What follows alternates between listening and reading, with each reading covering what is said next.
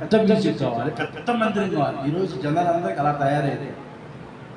చిన్న సంఘం ఏముంటుంది, అక్కడ ఎవరు ఉండరు, చిన్న ఏముంటుంది.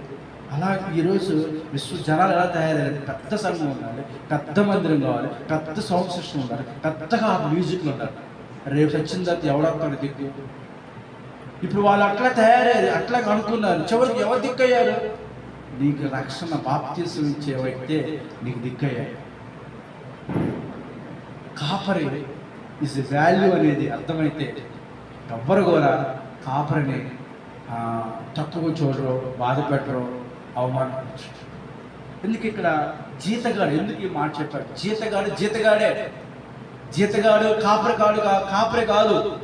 ఒక ఆయన డబ్బులు ఇచ్చి పని చేయమన్నాడు, చేస్తాడంతే. డబ్బులు ఇచ్చాడు కూడా పని చేస్తాడు. కానీ ఇవి సొంతగా భావించుకుని ఇది నాది అని భావించి పని చేస్తాడా? చేయడు.